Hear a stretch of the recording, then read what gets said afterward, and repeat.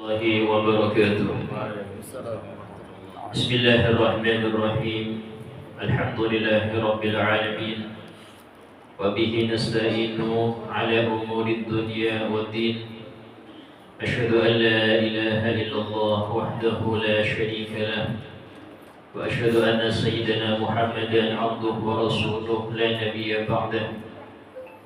اللهم صل وسلم وبارك وكرم وعظم ومجد على حبيبنا وشفيعنا وقرة أعيننا محمد وعلى آله وصحبه أجمعين. سبحانك لا علم لنا إلا ما علمتنا إنك أنت العليم الحكيم.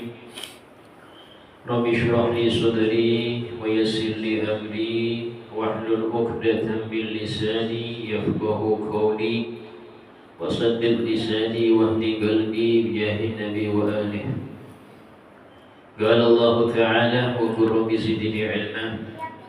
وقال رسول الله صلى الله عليه وسلم: طلب العلم فريضة على كل مسلم. Alhamdulillah, segala puji bagi Allah Subhanahu wa taala yang senantiasa memberikan kepada kita nikmat-nikmatnya, terkhusus nikmat iman, nikmat Islam, nikmat hidayah, dan nikmat taufik. Termasuk taufik adalah kita dimudahkan untuk berbuat taat, dan kita dilindungi, dicegah, dijauhkan dari segala perbuatan maksiat. Dan itu lebih utama, lebih tinggi daripada dijauhkan dari mana bahaya. Kenapa demikian? Karena terkenanya seorang hamba akan maksiat itu menyebabkan dia celaka di akhirat. Adapun terkena bahaya dunia, maka celakanya di dunia.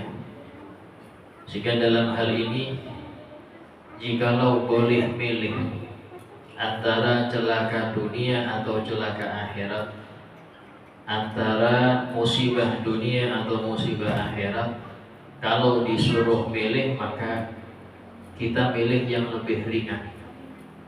Tapi harapan kita dijauhkan dari dua musibah tersebut. Dan cukuplah dalam hal ini doa yang diajarkan oleh Nabi Muhammad SAW: Allahumma la taj'al musibatana fi dinina. Ya Allah, jangan Engkau jadikan musibah kami menimpa agama kami. Kapan musibah itu menimpa agama seseorang? Ketika dia dibuat enggan untuk belajar agama, itu sudah musibah agama. Ketika dia dibuat jauh dari ulama, ketika dia merasa sudah cukup ilmu, tidak perlu belajar lagi, itu musibah agama. Ketika dia sulit untuk membaca Quran, sulit untuk berjamaah 5 waktu, itu musibah agama. Ketika dia mengentengkan maksiat yang muncul padanya, itu musibah agama. Ketika seseorang menunda-nunda taubat, menganggap kematian masih lama, saya masih muda, saya belum sukses, maka kematian sangat jauh, ini musibah agama. Yang mana tidak banyak yang sadar musibah itu kecuali ketika dia sudah wafat. Berapa banyak orang tidak mengeluh ketika dia terlambat sholat subuh. Dia tidak pernah menangisi dirinya yang gak pernah berjamaah di dalam sholat 5 waktu. Kenapa? Karena dia menganggap itu musibah. Tapi ketika kena PHK, dia mengeluh. Ketika anaknya terkena sesuatu, terluka, dia mengeluh. Kenapa? Karena musibah dunia itu terasanya sekarang. Padahal itu bisa jadi adalah suatu peringatan dari Allah untuk menggugah kita agar sadar akan pentingnya akhirat. Dan termasuk daripada nikmat yang besar ketika kita dikenalkan oleh Allah tentang ibadah kita yang paling utama, yaitu sholat. Seseorang ketika dibukakan kepadanya pintu pemahaman akan cara ibadah yang benar, maka itu Allah menghendaki dia ibadah yang benar. Ketika Allah membuka untuknya pemahaman dalam ibadah yang benar, maka itu tanda Allah ingin mendekatkan hamba itu kepadanya. Sehingga beruntung orang-orang yang dia ini berusaha mempelajari sholat, berusaha untuk meningkatkan kualitas sholatnya, sehingga nyampe ke level inna sholata tanha anil fahsya'i wal munkar. Sesungguhnya sholat yang sempurna, sholat yang benar-benar itu dapat mencegah pelakunya dari perbuatan keji dan mungkar. Alhamdulillah masih kita dalam pembahasan rukun ya, masih rukun kita. Rukun qauli sudah selesai apa belum? Belum. Sampai mana? Takbiratul ihram. Takbiratul ihram. Ihram. Nah,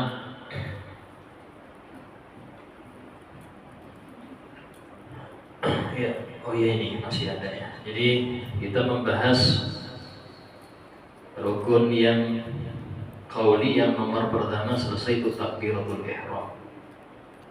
Sehingga dalam hal ini yang wajib di dalam takbir itu hanya yang pertama, itu takbiratul ihram. Dibilang ihram kemarin sudah kita jelaskan karena dia mengharamkan perkara-perkara yang halal sebelum takbir. Sebelum takbir boleh makan, habis takbir ihram nggak boleh makan. Sebelum takbir boleh gerak ke sana sini, setelah takbir nggak boleh gerak. Sebelum takbir boleh berbicara, setelah takbir nggak boleh berbicara. Maka dikatakan ini takbiratul ihram. Ya. Nah kemudian takbir ihram kemarin sudah kita sebutkan ada banyak syaratnya ya, banyak syaratnya. Ya, itu sudah kita sampaikan kemarin. Nah, ada pun selain takbir ihram, namanya takbir intiqal, takbir pindah dari rukun ke rukun, hukumnya sunnah. Artinya kalau orang itu tidak membaca takbir tersebut, dia ruku diam aja, gak takbir. Dia sujud diam aja, gak takbir, hukumnya tidak batal. Tapi dia meninggalkan sunnah, dan itu hukumnya khilaful aula. Nah kemudian apa faedahnya kita membaca dzikir takbir Ustaz? Kok bukan tasbih atau alhamdulillah atau tahlil la ilaha illallah? Mengapa waktu sholat kok banyak takbirnya? Nah ini untuk menegaskan bahwasanya ketika seseorang itu sholat, dia harus mengagungkan Allah Ta'ala, mengagungkan dalam hatinya, sehingga diperingatkan dengan dzikir yang artinya itu pengagungan Allah. Apa itu? Allahu Akbar. Ketika orang itu mengagungkan Allah, maka yang lain jadi remeh. Sehingga hal yang remeh gak diingat lagi ketika ada yang agung. Sesuatu yang besar bisa melupakan perkara-perkara yang kecil. Ya, sesuatu yang besar bisa menghilangkan atau membuat lupa perkara-perkara yang kecil. Contoh nih, seseorang kalau sudah divonis sampean kena penyakit kronis, umur seminggu lagi, dia nggak peduli dompet kosong, nggak peduli istrinya kabur, nggak peduli umurnya kurang seminggu. Sesuatu yang besar bikin lupa hal-hal yang remeh-remeh. Mungkin dia temannya nggak pernah nyapa, lupa sudah itu urusan remeh, apa yang saya minggu depan meninggal kok divonis. Urusan ini, urusan itu yang kecil-kecil hilang semua. Kenapa? Ada yang besar yang patut dia pikirkan. Apa itu? Divonis meninggal seminggu lagi. Hal yang besar bikin yang lain remeh. Sama dalam hal ini, orang ketika dia membesarkan urusan akhirat, memikirkan urusan akhiratnya, kayak apa nanti saya wafat khotimah basul khotimah, nanti kalau masuk kubur dapat siksa apa nikmat, nanti kalau pemberian kita tangan kanan apa kiri, nanti nyebrang sirot bisa berhasil apa nyemplung. Mikir gitu aja sudah dia melupakan susahnya dunia. Dia nggak peduli duit itu kadang ada nggak peduli lagi. Dia nggak peduli lagi penyakit yang mendera dia nggak peduli. Kenapa? Itu remeh. Kalau memikirkan saya nanti meninggalnya kayak apa. Orang kalau sudah memikirkan sesuatu yang besar, yang kecil remeh. Karena itulah jangan membesarkan perkara yang kecil sehingga Anda bisa lupa pada yang besar. Dalam hal ini, seseorang ketika sholat maka agungkan Allah. Maka hal-hal yang ada di pikiran Anda kecil, gak pantas untuk diingat ketika Anda ingat Allah. Dalam Al-Quran sendiri, ketika Allah menyebutkan inna sholata, sesungguhnya sholat itu tanha anil fahsya'i wal munkar, dapat mencegah perbuatan keji dan munkar. Apa lanjutannya? Wala dzikrullahi akbar, dan sungguh ingat Allah dalam sholat itu yang paling besar. Wala dzikrullahi akbar, ingat Allah dalam sholat itu yang paling besar. Yang lain kecil gak usah diingat. Karena itulah namanya pikiran, Pak. Itu gak bisa kita mengontrol, ingat sholat terus. Kadang-kadang lalai. Apa penyebab lalai, Ustaz? Pertama, bisa jadi kita tidak tahu apa yang kita baca.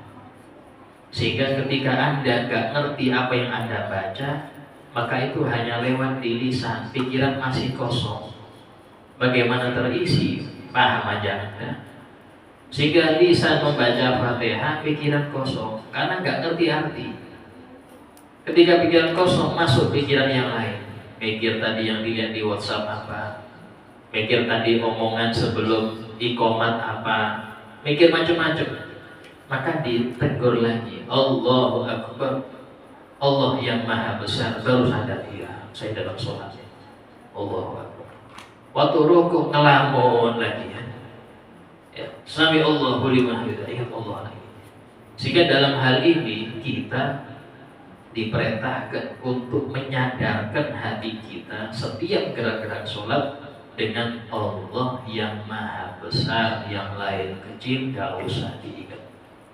Allah yang maha agung, maha besar, yang lain remeh gak usah dilintaskan di hati. Itu. Karena itulah mengapa pakai kalimat takbir. Contoh orang perang, orang perang yang diteriakkan apa? Kalau orang perang apa yang teriakkan? Takbir. Bukan Alhamdulillah. Belum selesai Alhamdulillah. Ini aja belum selesai. Kenapa dibilang harus takbir? Agar membesarkan kita. Kita membela agama Allah yang maha besar. Walaupun musuh 10 kali lipat, kita membela agama Allah yang maha besar. Tidak mungkin kalah. Itu disemangati. Allah maha besar. Ini kalimat takbir itu ada pengaruhnya ke hati. Karena disebutkan ketika orang takut, dia takut hantu lewat jalan yang sepi, takut ini, maka banyak takbir. Kalau bisa keraskan takbir, Allahu Akbar, untuk menguatkan hati Anda. Karena disebutkan ketika orang itu terjadi gempa, terjadi tsunami, sunnah adzan, kebakaran, sunnah adzan. Kenapa? Karena adzan itu mencegah bala pertama. Yang kedua, awalnya takbir, ya, dan takbir itu menjadikan Anda berpegang teguh dengan Allah Ta'ala. Itu mengapa pakai lafaz adzan di sunnah. Nah, itu faedahnya takbir. Nah, kemudian yang kedua daripada rukun qauli yaitu Al-Fatihah.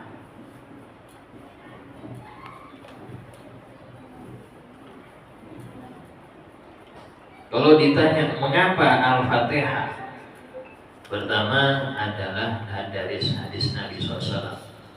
Nabi bersabda, la sholata liman lam yaqra bi Fatihatil Kitab. Tidak sah sholat orang yang gak membaca Fatihatul Kitab. Ini hadisnya jelas. Dan ulama mengatakan Nabi pakai kalimat qoro'a. Qoro'a itu artinya membaca yang keluar suara, bukan dakaro. Kalau dakaro bisa pikir hati, bisa pikir lisan dakaro. Tapi Nabi mengatakan la sholata liman lam yaqra. Gak sah sholat kalau gak baca Fatihatul Kitab. Alkitab surah Fatihah. Sehingga dalam hal ini gak sah orang yang baca dalam hati, karena dia gak ngamalkan hadis lam yaqra. Nabi maka kita lam yaqra, bukan lam yadkur.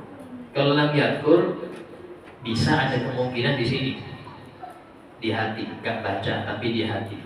Tapi kalau sudah kalimat lam yaqra, qoro'a yaqra, harus baca, harus ucapan, harus terdengar. Mungkin Anda tanya, kenapa harus Fatihah Ustaz? Bukan Al-Baqarah kah? Atau Al-Ikhlas kah? Kenapa harus Fatihah? Pertama tadi Nabi sudah menentukan baca Fatihah harus.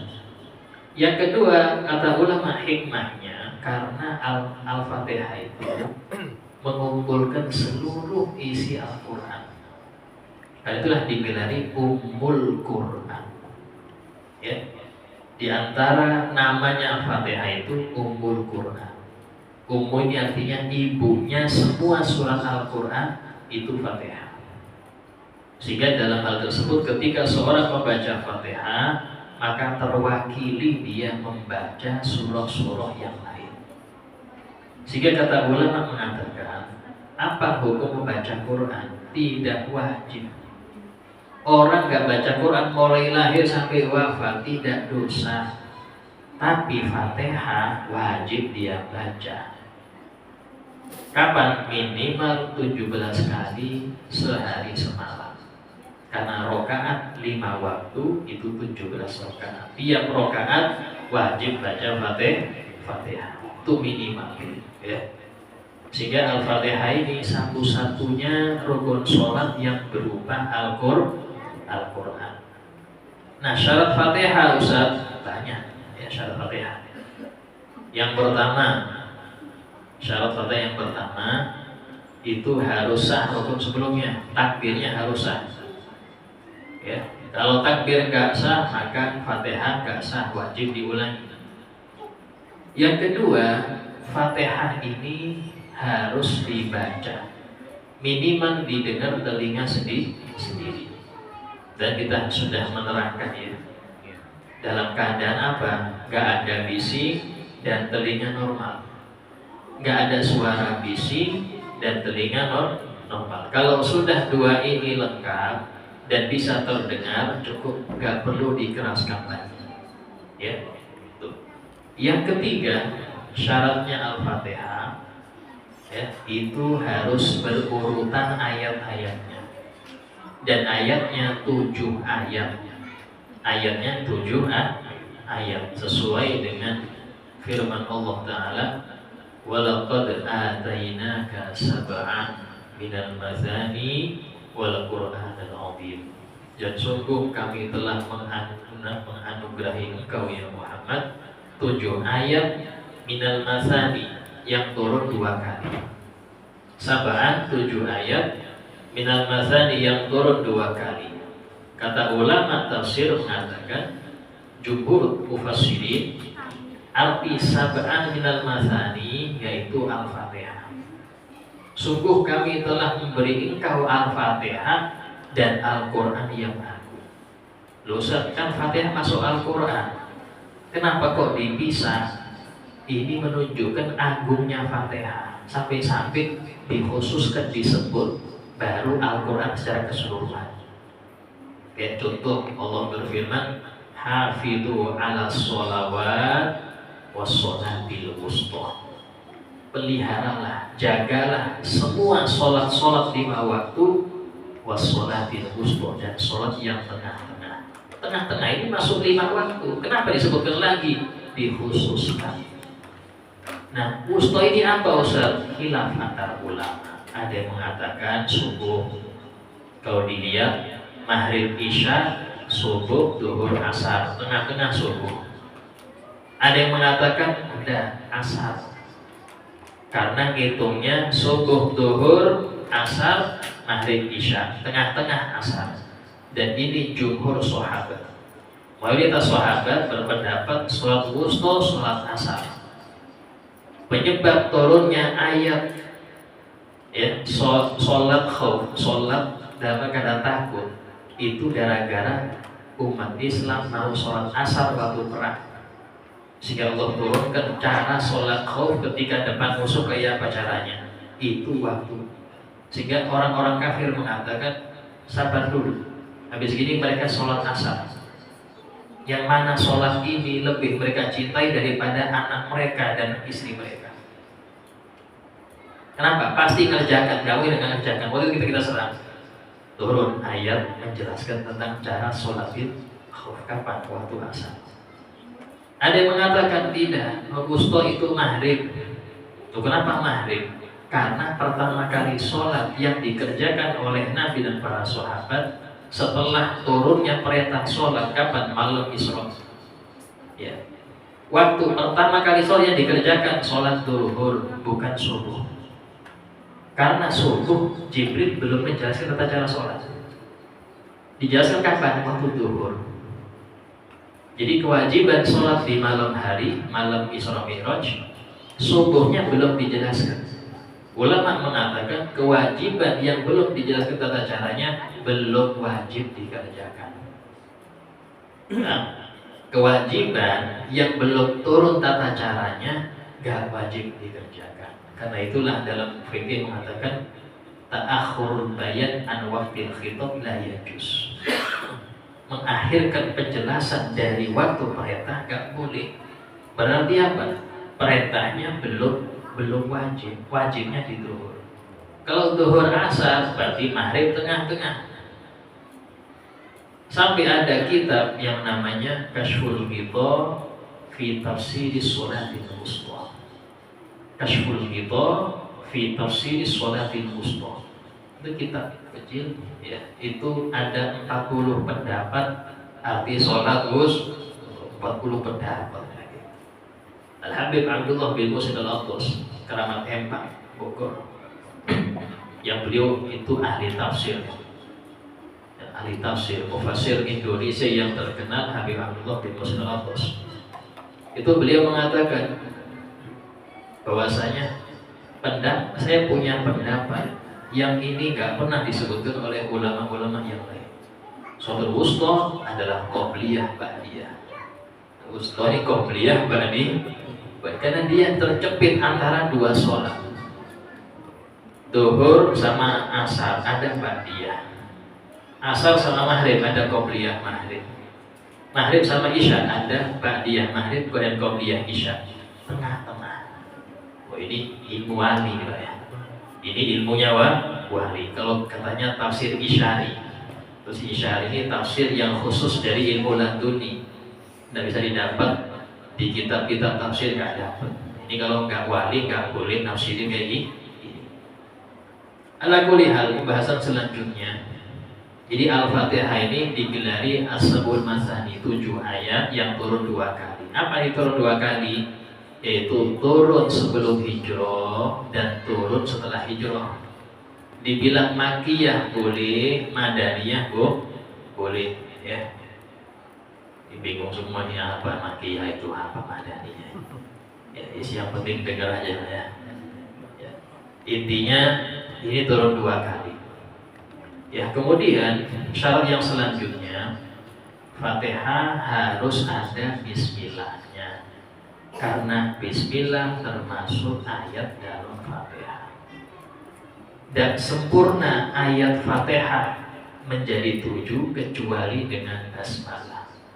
Bismillahirrahmanirrahim. Kalau kita perhatikan di Al-Quran, semua surah itu bismillahnya nggak ayat pertama. Ya, silakan cek. Yang sering baca Quran yang bisa diteliti. Ya. kecuali Fatihah. Kalau Fatihah Bismillah ayat pertama, karena nggak sempurna 7 kecuali Bismillah diikutkan ayat ini. Karena itulah harus baca basmalah. Imam Malik radhiyallahu an berpendapat basmalah sunnah disirkan, dipelangkan, tetap dibaca tapi pelan, bukan nggak dibaca ya. Bismillahirrahmanirrahim. Alhamdulillahi rabbil alamin. Yang pernah dengar imam-imam di Masjidil Haram, Masjid Nabawi itu rata-rata langsung hamdalah, tapi jangan terkecoh. Itu bismillahnya pelan, bismillahnya sir ya, hamdalahnya sampai waladhdallin keras. Jangan pulang dari haji gak bismillah lagi, ini repot ini. Dapat ilmu dari Mekah, sumber wahyu, berarti yang dulu salah semuanya. Ini saya dapat ilmu dari tempat lahirnya wahyu ini apa? Yaitu dari Mekah, gak ada bismillah, langsung alhamdulillah. Ya gak hancur ya mulai. Ya, hati-hati. Jadi imam-imam di Masjid Al-Aqsa, Masjid Nabawi itu tetap baca basmalah tapi sir. Bismillahirrahmanirrahim. Alhamdulillahirabbil alamin. Ya. Kita Indonesia penganut Syafi'iyah ya, itu menjaharkan semua. Basmalah dijaharkan sampai waladhdallin dijaharkan dalam sholat jahriyah ya. Kemudian syarat selanjutnya untuk Fatihah ya, itu lengkap semua hurufnya. Lengkap semua hurufnya, nggak boleh ada yang dikurangi. Berapa hurufnya Ustaz? Ada 156 ya, 156 huruf ya. Kalau pakai Maliki Yaumiddin, Maliki Yaumiddin memanjangkan mim, itu jumlah hurufnya 156. Kalau pakai bacaan Maliki Yaumiddin yang pendek maka 155. Terus yang betul yang mana? Dua-duanya betul, ada hadisnya. Hadisnya bukan sahih, mutawatir. Mutawatir itu atasnya sahih. Paling puncaknya derajat hadis itu mutawatir. Quran itu semuanya ayatnya mutawatir semua. Ya. Kalau di bawah mutawatir, nah baru sahih, hasan, doanya mutawatir. Jadi dua qiraat ini sama. Cuman mana yang lebih kuat? Nah ini. Kalau yang lebih kuat dilihat dari sahabatnya yang paling banyak yang mana? Itu yang baca pendek, Maliki Yaumiddin. Tapi kalau cari yang lebih banyak pahala, yang panjang, karena satu huruf 10 bahan, Maliki Yaumiddin. Ya, Al-Habib Ali bin Muhammad Al-Habsyi dalam kalamnya beliau mengatakan dianjurkan untuk memakai dua-duanya. Rakaat pertama pakai yang panjang, yang kedua pakai yang pendek. Yang pertama ya yang panjang, yang kedua pakai yang pendek. Maka Anda dapat dua-duanya. Ya. Kemudian termasuk daripada huruf adalah tasydid. Karena itulah jangan meremehkan tasydid. Iyyaka na'budu wa iyyaka nasta'in. Gak sah. Gak sah sholatnya, bukan. Gak sah Fatihahnya. Wajib dia ulang ayat tadi. Iyyaka na'budu wa iyyaka nasta'in. Harus. Kemudian syarat selanjutnya memberikan setiap huruf haknya. Apa artinya Ustaz? Yaitu sesuai makharijul huruf. Harus belajar membedakan antara hak sama hak. Bismillahirrahmanirrahim. Hak semua. Gak sah basmalahnya, harus hak. Ya. Hak itu beda dengan hak. Karena itulah huruf paling lengkap sedunia itu huruf Arab. Di Arab itu ada sin, S kecil, ada shin, ada shod, ada sa. Ini kalau nggak ngerti bisa salah baca.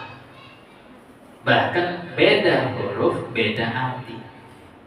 Ya, sampean cuma bilang sudah siap, asyap pak siap. Orang ngerti juga. Mau saya bilang siap kan? Orang ngerti aja. Tapi kalau bahasa Arab beda. Bahasa Arab beda. Ya, ada seumpama apa? Orang contoh nih apa? Khair, kebaikan. Hair, kebingungan. Babul khair, pintu kebaikan. Babul hair, pintu kebingungan. Hati-hati mengucapkan. Namanya siapa? Abdul Qadir. Abdul Qadir. Qadir artinya yang maha kuat, yang maha perkasa. Dipanggil Kadir. Kadir artinya keruh. Kadir artinya keruh. Hati-hati. Kalau Qadir artinya kuat. Namanya siapa? Aziz, artinya yang mulia. Yang mulia. Panggil Aziz, yang lemah lesu loyo. Ini kasih nama bagus, Aziz, artinya mulia. Ini dipanggil orang grogot Aziz, artinya lesu loyo, lemah. Ya apa gak semangat itu? Makanya jangan ngerusak Kadang-kadang Sodul al-ajib, al-ajib, al-azim, bukan al-ajib. Ya, min la yaghfiru junub kok gak diampuni kasihan. La yaghfiru dunub itu dosa-dosa. Tidak ada yang mengampuni dosa-dosa illa Rabbul Alamin, kecuali Allah. Ini banyak la yaghfiru junub, tidak diampuni orang junub. Kasihan orang junub dosa tersebut. Hati-hati dalam pengucap ini dalam Fatihah. Ya, ucapannya harus sesuai. Yang sering salah nih urusan tot. Karena itulah Nabi pernah bersabda, ana afsahu man nataqa bit-tot. Aku adalah orang yang paling fasih mengucapkan tot. Tot itu ya, istilahnya itu menggelembung ya. Lidahnya bojong ke samping sini. Bot. Walau dolin. Walau dolin. Ini kalau enggak belajar dari awal, walau dolin. Ini hukumnya kayak apa Ustaz? Wajib belajar. Wajib belajar. Dan dia kalau enggak belajar, enggak sah sholatnya. Karena Fatihahnya enggak sah. Ya. Harus ghairil maudu ya. Contoh lagi, bedakan za sama da ya. Malik yaumiddin da, jangan d, beda ya. Indonesia d, kalau bahasa Arab gak ada d, nya ada da ya. Kalau orang Bali itu t, gak ada t orang Bali ya. Kalau bahasa Arab, dah itu nggak ada. Malik yaumiddin nggak ada. Malik yaumiddin, bukan middin, bukan middin. Kalau titiknya za. Siratal ladzina, bukan siratal ladzina, lain lagi. Ya ini seperti ini penting Pak. Contoh lagi, ain sama hamzah. Alhamdulillahi Rabbil Alamin. Ya ada ngerti alamin lagi ya. Saya pernah ke daerah mana itu Blitar. Saya waktu ngajar di situ hampir sebulan ngajar di Blitar, di perintah pondok tuh ngajar di sana. Itu jarang ada yang bisa ngomong ain. Lillahi Rabbil Alamin. Siapa namanya? Abdul Ngalim. Abdul Ngalim. Airnya sulit jadi ngang. Nah, ini perlu diperbaiki. Sehingga dalam hal ini belajar makharijul huruf wajib terkait urusan Fatihah. Sampai ulama menghitung nih Huruf-huruf hijaiyah yang nggak ada di Fatihah itu apa saja? Fa, nggak ada fa. Ya. Kho, nggak ada. Jim, nggak ada. Jim nggak ada di Fatihah. Jadi Anda kalau nggak bisa jim aman aja. Sholatnya pasti sah. Kata nggak ada di Fatihah. Ya. Kemudian Zod, nggak ada Zod. Zod nggak ada.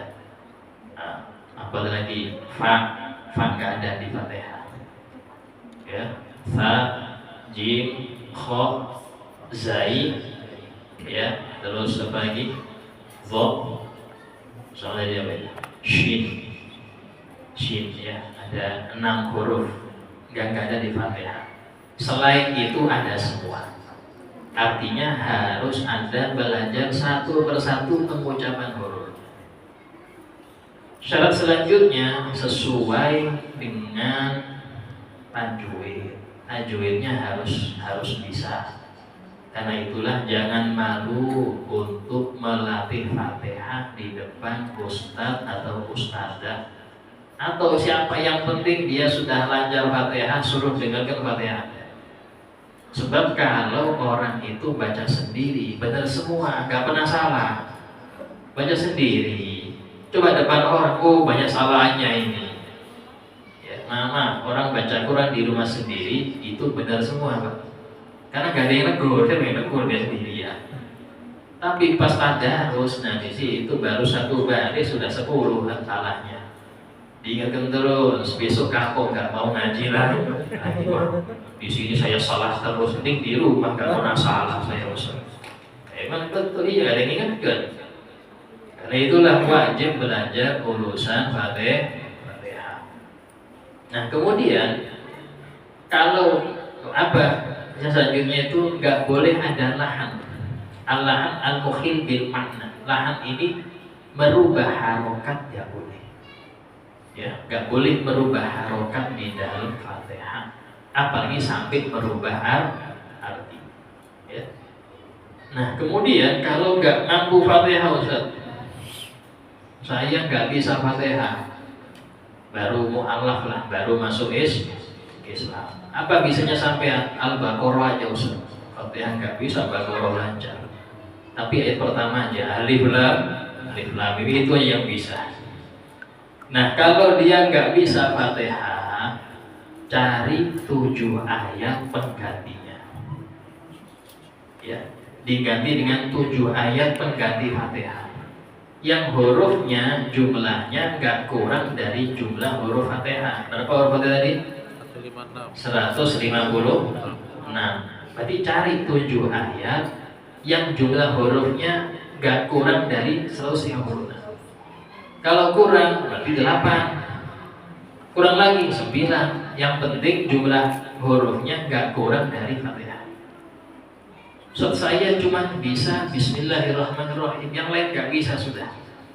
Ya sudah, Bismillah ulangin. Sampai kapan? Ayo berapa? Berapa jumlah huruf Bismillah? 19. Berarti kalikan berapa sampai 156? Ya anggap 8 lah ya. 20 kali 8 160. Kurangin dikit ya 8 cukup. 19 kan kurangin dikit jadi bisa seberat 8 kali lah ya untuk Bismillahirrahmanirrahim. Kalau nggak bisa juga, nggak bisa dia ayat apapun nggak bisa. Ya, benar bilang nun itu kan ayat nun itu sudah cukup sudah. Atau qaf itu sudah ayat. Nggak bisa juga dia, maklum dari hutan, nggak pernah bisa mengucapkan. Ya apa caranya? Ya sudah, Anda berdiri saja. Berdiri selama waktu orang baca Fatihah berapa detik, selama itu Anda berdiri. Diam aja, diam belas detik, baru rukuk. Paham? Dan boleh diganti takbir, nggak boleh ganti dzikir. Karena Quran nggak bisa diganti dengan dzikir. Tapi dia berdiri selama di mana? Ya. Walaupun ada yang mengatakan bisa ganti dengan dzikir ada, ya. Itu ada hilang dalam hal tersebut. Ini untuk Fatihah. Saking pentingnya sholat sampai solusi apapun harus ada. Gak boleh orang beralasan saya gak bisa sholat, sehingga karena itulah saya gak sholat. Gak boleh. Sampai separah-parahnya wajib dia sholat. Kenapa? Karena perintah, urusan perintah itu Allah berfirman, ittaqullah mastata'tum. Bertakwalah pada Allah sekuat kalian. Sekuat kalian. Kuatnya berdiri, berdiri. Gak kuat berdiri, duduk. Sekuat kalian. Urusan mengerjakan kewajiban. Ya. Nah, baru kemudian nomor 3, ya, tahiyat akhir. Tahiyat akhir. Nah, tahiyat akhir ini mulai at-tahiyatul sampai syahadat.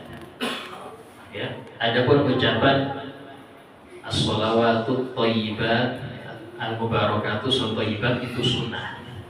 Yang wajib itu at-tahiyatu lillah, yang wajib. Tapi karena kita mulai kecil terdidik dengan ngamalkan sunnah, ya jangan ditinggal. Ya, jangan ditinggal. Tetap kita yang lengkap, at-tahiyatul mubarakatuh shalawatut thayyibatul lillah. Ya. Itu juga sama syaratnya, harus diucapkan, harus didengar telinga sendiri. Ya. Kemudian tasydidnya jangan dikorupsi, tasydid harus dibaca. Bahkan kalau membaca wa asyhadu anna Muhammadan Rasulullah itu gak sah, harus diulang. Karena ini idgham bila gunnah. Ada tasydid. Idgham itu artinya menyimpan tasydid. Wa asyhadu anna Muhammadar Rasulullah. Gak boleh membaca wa asyhadu anna Muhammadan Rasulullah, diulang. Ulangnya syahadat ini, bukan dari awal. Ulang, karena Anda salah baca. Kalau lanjut sampai salam, batal, ulangi sholat dari awal. Karena satu salah semua kalau nggak diulang. Orang yang menghilangkan bacaan Maliki Yaumiddin dalam satu rakaat, nggak baca Maliki Yaumiddin, dan habis salam dia baru sadar, habis dzikir di sini wajib ulang dari takbir. Hanya salah satu. Karena itulah penting masalah sholat. Kalau nggak jeli, kita salah terus. Mungkin kita bertanya, saya sering sholat, nggak pernah saya terlambat sholat, tapi kok masih senang maksiat ya? Apakah Allah Ta'ala kurang benar dalam ucapan itu? Masya Allah. Hasya wa kalla, shadaqallahul adzim. Allah maha benar dalam setiap firman. Sholat itu mencegah perkejian munkar. Terus yang salah di mana? Yang salah sholat Anda, dicek dulu. Bisa jadi sholat Anda kurang sesuai apa yang Allah firmankan. Sholat yang sempurna bisa mencegah perkejian munkar. Jadi sholatnya nggak beres nih. Dicek dulu, Anda yang ada kurangnya nih. Diperiksa lagi, bisa jadi wudunya nggak beres, bisa jadi ada kiblatnya kurang beres, bisa jadi auratnya yang tersingkap, bisa jadi istinjanya belum beres, najisnya masih ada. Itu dicek satu sampai ketemu, oh ini nggak beresnya, perbaiki.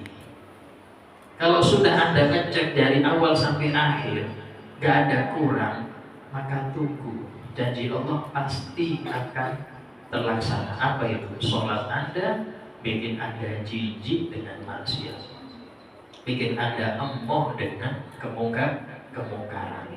Itu sudah janji Allah. Tidak mungkin meleset.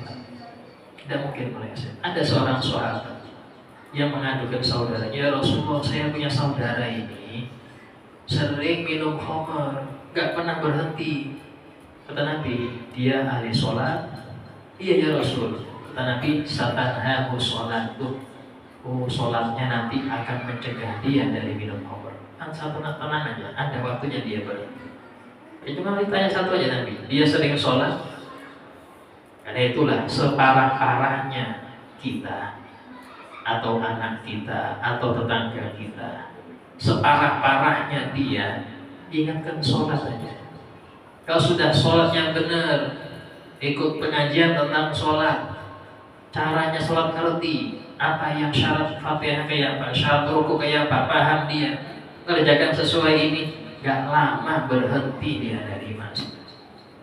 Tapi kalau sudah gak sholat Pak, gak sholat, itu seperti mobil ngebut gak ada remnya, nabrak semua. Itulah, jangan heran kalau anak-anak sekarang sudah masuk pendidikan agama, bahkan diajari macam-macam, ya TBK ngaji juga, ini macam-macam. Tapi kok masih pacaran, masih teler, masih ini. Cek sholatnya kayak apa, sering bolong, ya wajar. Kalau sudah sholat bolong, apapun ditabrak. Kalau sudah sholat bolong, apapun maksiat tidak mustahil dia kerjakan, remnya nggak ada. Jadi penyakit anak muda sekarang yang pergaulannya ini, naudzubillah ya, itu karena sholatnya nggak dijaga. Sehingga kewajiban Anda sebagai orang tua, ingatkan sholat mereka. Ingatkan sholat mereka. Kalau sudah sholat teratur, ya, gak cuma dilihat sholat, cek sholatnya, ya apa sebutkan rukun sholat, apa mau dengar rukun sholat apa saja, gitu. Yang bikin sholat apa? Kita tadi, abahnya pintar dulu. Kalau abahnya kita jaga ngerti, ya mau nanyain.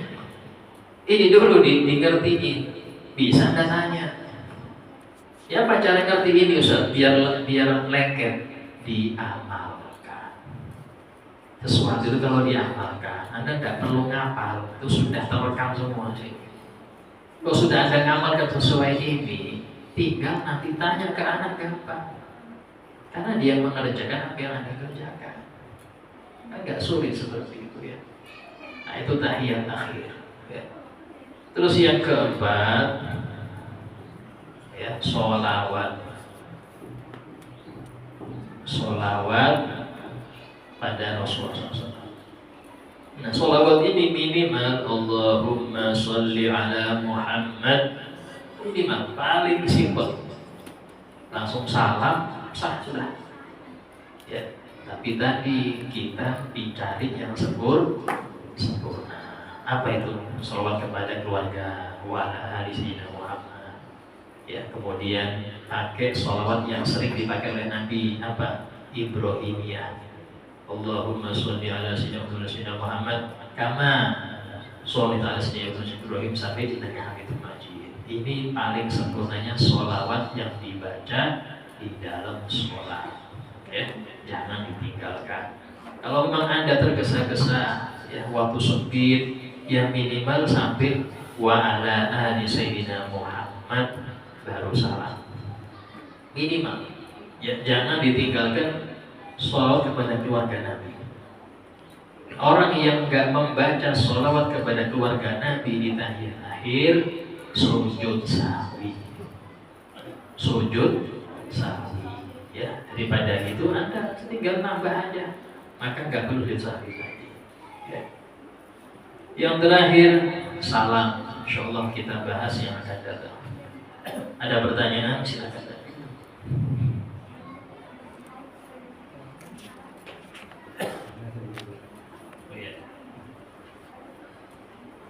Assalamualaikum warahmatullahi wabarakatuh. Waalaikumsalam warahmatullahi. Di kampung kami mungkin sudah kebiasaan ini tentang azan boleh. Jadi mayat itu ditaruh di pelataran. Jadi ada satu orang yang azan.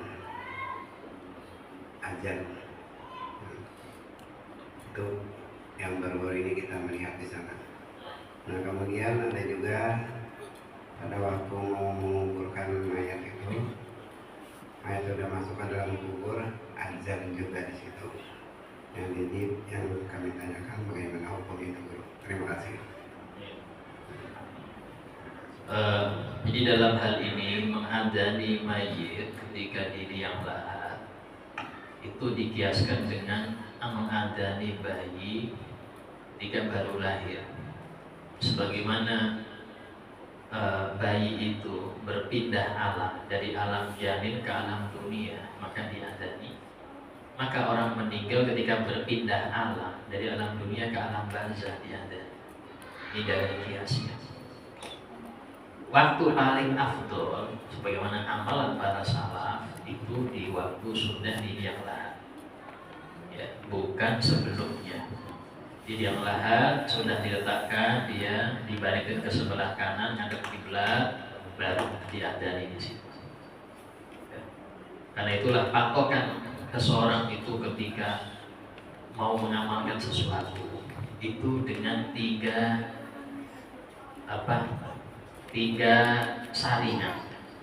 Saringan pertama Al-Quran. Al-Quran kan? Oh sesuai Ustaz. Baru hadis. Ya apa penjelasan hadisnya? Sesuai. Baru amalan salaf.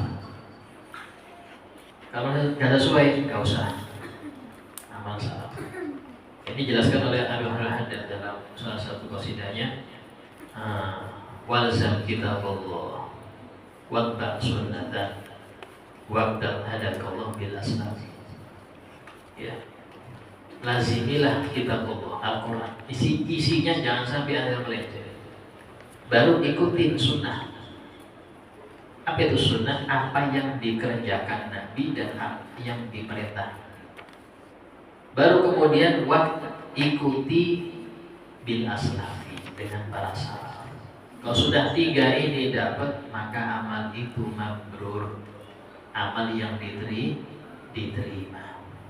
Ya, amal mabrur. Tiga itu harus saringannya di sini. Yang lain? Assalamualaikum warahmatullahi wabarakatuh. Waalaikumsalam. Dalam membaca surah Al-Fatihah dalam sholat, apakah wajib membacanya per ayat atau diperbolehkan menggabungkan beberapa ayat, atau mungkin bisa dikatakan misal tak 2 nafas atau 3 nafas atau mungkin 1 nafas saja dulu, yang mana yang diperbolehkan dan apakah itu tidak membatalkan sholat. Kemudian yang kedua terkait dengan masalah khusyuk, diantaranya yaitu kita memahami apa yang kita baca dan tempat yang paling difokuskan khusyuk yaitu saat takbir. Nah, ketika sudah kita paham artinya Allahu Akbar, kemudian fokus yang seperti apa yang bisa dikatakan khusyuk dulu sebenarnya. Ya. Terima kasih.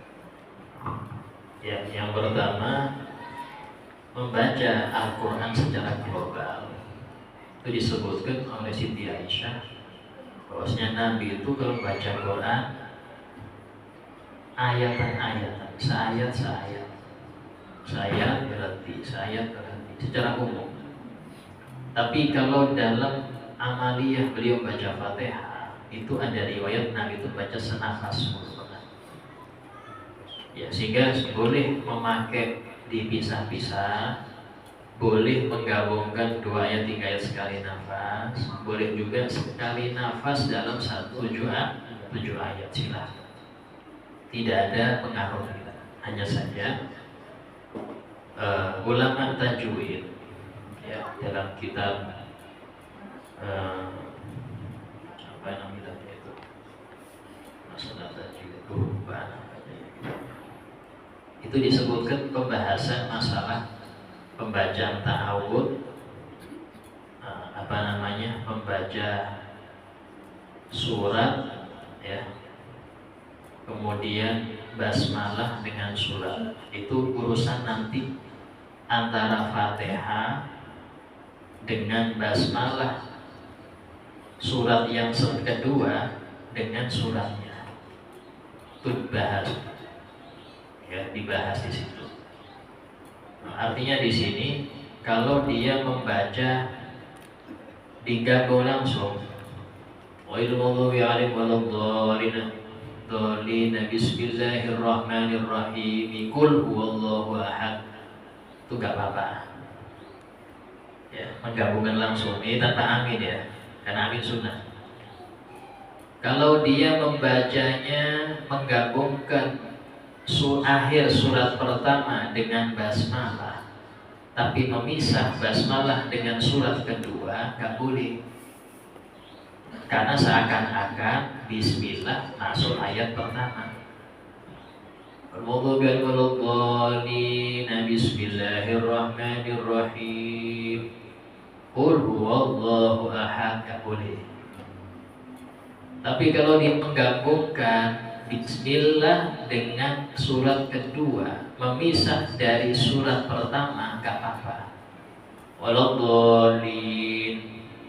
Bismillahirrahmanirrahim. Qul huwallahu ahad. Ya, itu dalam kategori menggabungkan bismillah, Fatihah dengan surat kedua. Tapi kalau untuk yang lain, ya, ulama mengatakan anjurkan menggabungkan basmalah dan hamdalah. Dianjurkan menggabungkan basmalah dan hamdalah. Bismillahirrahmanirrahim. Alhamdulillahi rabbil alamin. Itu dianjurkan. Ya, bukan berarti memisah itu nggak sunnah, tidak. Dianjurkan menggabungkan. Terus yang kedua, khusyuk, ya. Artinya hadirnya hati itu wajib waktu takbir ihram. Wajib. Kenapa? Karena niat di situ. Niat itu terjadinya waktu takbir ihram. Nah, bagaimana Anda lalai ketika takbir ihram? Berarti nggak niat. Ya, niat itu dihadirkan di tengah-tengah hamzahnya Allah dan rohnya akbar. Allah di situ dihadirkan. Adapun menghadirkan sebelum takbir nggak sah. Takbir habis niat di hati nggak sah. Ustaz, saya sudah niat. Kapan? Tadi waktu bilang usolli. Bilang usolli bukan nikmat. Bilang usolli itu sunnah karena membantu hati biar fokus. Yang wajibnya ya niat di sini. Kapan di sininya? Ketika membaca takbir, bukan sebelum, bukan sesudah. Ketika, artinya di tengah-tengah. Dari sinilah mengapa khusyuk waktu takbir ihram wajib, karena dia menghadirkan niat. Adapun selain itu nggak wajib. Selain itu nggak wajib. Kalau kita wajib kan banyak yang batal sholatnya, yang batal. Karena banyak dari kita yang gak khusyuk dalam sholat. Karena itulah kata ulama, beruntung khusyuk ini gak jadi rukun sholat. Bukan jadi rukun, gak ada yang sah kita.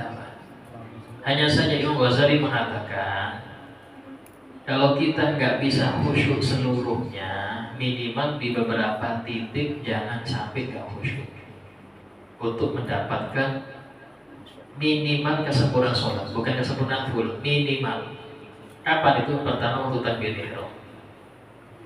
Yang kedua waktu membaca inni wajjahtu wajhi, aku menghadapkan wajah hatiku lilladzi fataras samawati wal ardh, kepada Zat yang menciptakan langit dan bumi. Urusan waktu itu Anda khusyuk. Anda merasa saya ini sekarang lagi di hadapan Allah. Yang ketiga, ketika membaca iyyaka na'budu wa iyyaka nasta'in, hanya pada ya Allah kami menyembah dan hanya kepada Engkau kami minta tolong, kami minta pertolongan. Itu sangat khusyuk sampai. Karena disebutkan oleh hadis likulli syai'in qalbun. Setiap sesuatu itu ada hatinya. Wa qalbul Fatihah iyyaka na'budu wa iyyaka nasta'in. Hatinya Fatihah itu iyyaka na'budu. Kalau hatinya Quran, Yasin. Qalbul Quran, Yasin. Tapi kalau qalbunya Fatihah, itu iyyaka na'budu wa iyyaka nasta'in. Yang keempat, ketika membaca assalamu alayka ayyuhan nabi wa rahmatullahi wa barakatuh. Salam sejahtera bagi engkau wahai Nabi Muhammad. Waktu itu hadirkan Nabi SAW. hadirkan Nabi SAW. Ya. Yang pernah mimpi Nabi, hadirkan, ingatkan. Yang gak pernah mimpi Nabi, maka bayangkan ada doriknya, kuburnya Nabi. Assalamualaikum ayyuhan Nabi. Bayangkan Anda sedang berdiri di depan Kubatul Khadra, di dorik Nabi SAW. Yang gak pernah lihat, gak tahu saya apa betul dorik Nabi Ustaz. Bayangkan keturunannya yang alim, duriat Nabi yang alim. Bayangkan ketika mengucapkan Assalamualaikum ayyuhan Nabi, itu cara menghadirkan hati.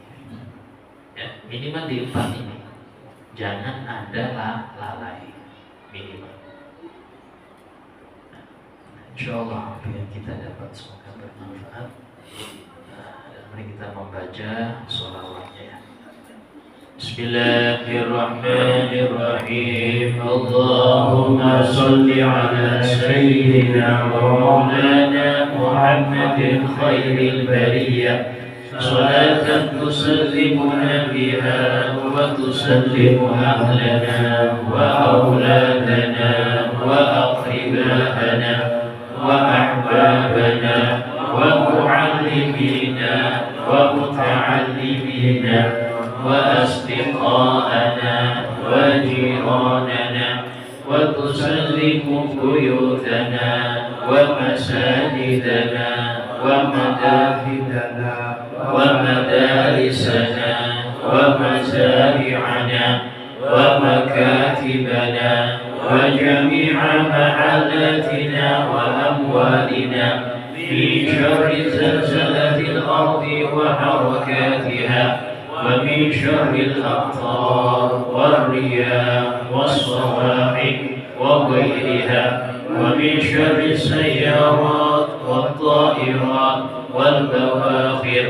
وجميع المركوبات وأنواعها ومن شر الوباء والآفات والعاهات وأشباهها من شر الجن والإنس والوحوش والطاغوت والشياطين ومكايدها ومن التردي والهدم والحرق والغرق وجميع المصائب ومختلفاتها ومن كل بلاء في الدين والدنيا والآخرة بجاه المصطفى وعلى آله وصحبه وسلم. لا حول ولا قوة إلا بالله. لا حول ولا قوة إلا بالله. لا حول ولا قوة إلا بالله. لا حول ولا قوة إلا بالله. لا حول ولا قوة إلا بالله. لا حول ولا قوة إلا بالله. لا حول ولا قوة إلا بالله. لا حول ولا قوة إلا بالله. لا حول ولا قوة إلا بالله. لا حول ولا قوة إلا بالله. لا حول ولا قوة إلا بالله. لا حول ولا قوة إلا بالله. ولا قوة إلا بالله العلي العظيم. لا إله إلا الله محمد رسول الله في كل لمحة ونفس عدد ما وسعه علم الله. لا إله إلا الله محمد رسول الله في كل لمحة ونفس عدد ما وسعه علم الله. لا إله إلا الله محمد رسول الله في كل لمحة ونفس عدد ما وسعه علم الله. لا إله إلا الله محمد رسول الله في كل لمحة ونفس عدد ما وسعه علم الله. اللهم يا ربنا cukupana nabirana berasake duit ake kanggo ngaji lunga haji barokahi nabi wali. Allahumma ya rabbana cukupana nabirana ngrasake duit akeh kanggo ngaji lunga haji barokahin nabi wali Allahumma ya Rabbana cukupana lebirana ngrasake duit akeh kanggo ngaji lunga haji barokahin nabi wali Allahumma ya Rabbana cukupana lebirana ngrasake duit akeh kanggo ngaji lunga haji barokahin nabi wali Allahumma salli wa sallim ala sayyidina Muhammadin sahibil busyra salatan tubashiruna biha wa ahlana wa awladana wa jami'a masyayikhina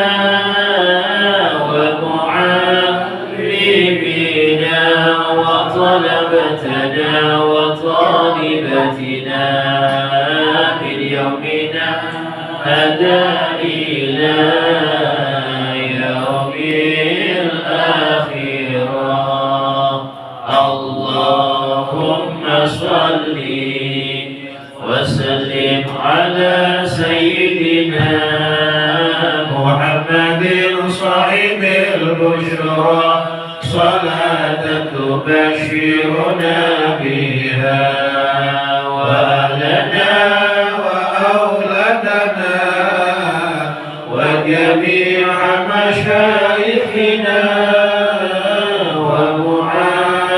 ومعلمينا وطلبتنا وطالبتنا بيومنا هذا إلى يوم الآخرة اللهم صل وسلم على سيدنا محمد صاحب البشرى صلاة تبشرنا بها وأهلنا وأولادنا وجميع مشايخنا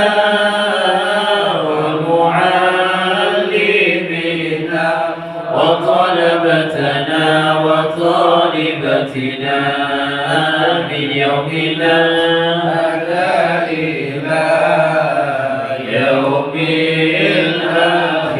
الآخرة يا ربنا اعترفنا بأننا اعترفنا وأننا أسرفنا على مدى أشرفنا فأتوب علينا توبة تغسل لكل حوبة واستر لنا العورات وآمن الروعات واغفر لوالدينا ربي ومولودينا والآل والإخوان وسائر الخلان